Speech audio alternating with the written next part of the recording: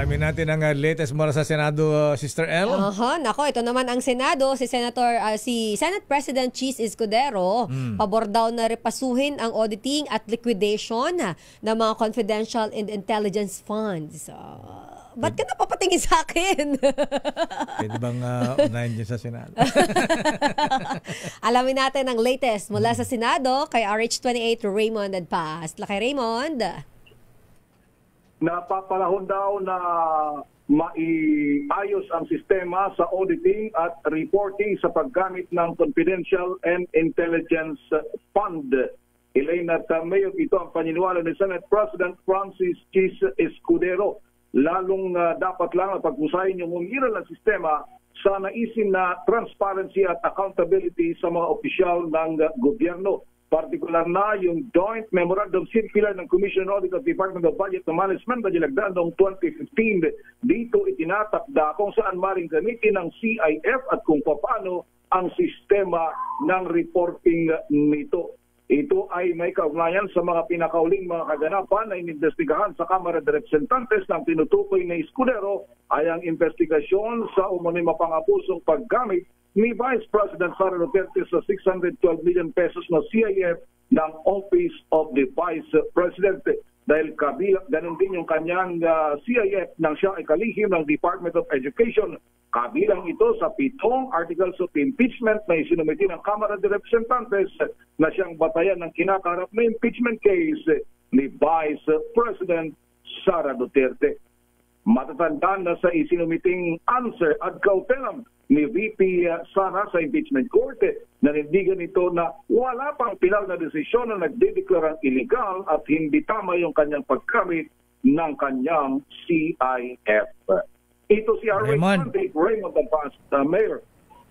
Bagong pukis si Senate President. Bagong pukis, saka bagong facial, rosy cheeks. Ayan. Mukhang dumaan sa kahapon eh. Sa parlor. Ayan. Dami mo talaga makapansin lakay Alam mo ba ito si Senate President Chis alaga talaga heart ni heart. Ayan. Meron pa nakita yung aning tinatakip sa mata. Ayan, oo. Pipino? Hindi, may parang... Ikaw kasi pipino sinasabi mo lagi Anyway, siguro Raymond, dapat mga senador din kasi, huwag nilang bibigyan ng pagka-budget hearing, ayan, yung isinasabit ng Kongreso, huwag nang bigyan ng intelligence fund ang Department of Health, mga ganyan, Department of Science and Technology. Di naman nila kailangan ng intelligence. DSWD. Ang bigyan ng intelligence fund, yung ISAP, ayan, NICA, NBI, mga ganyan, PNP, ayan, AFP. Kung sino-sinong binibigyan, pinamihasa din kasi nila. Kaya nasa kanila din ang bola. Ayan, kung gusto nila alisin ang mga intelligence fund sa mga ahensya ng gobyerno na hindi naman kailangan. Yun na, in fairness sa Mayor, sa ilang mga senador noong nakaraang mga budget hearing, narinig ko na dyan na nagsalita, lalo na sila Senador Risa Ontiveros, na paibigay lang yung CIF sa mga law enforcement agencies.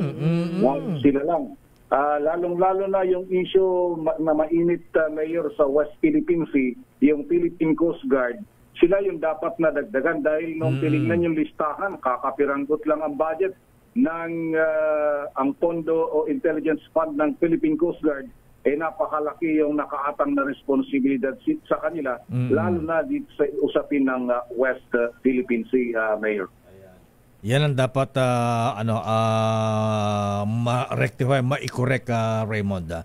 Okay nga ron. Maraming salamat, Raymond.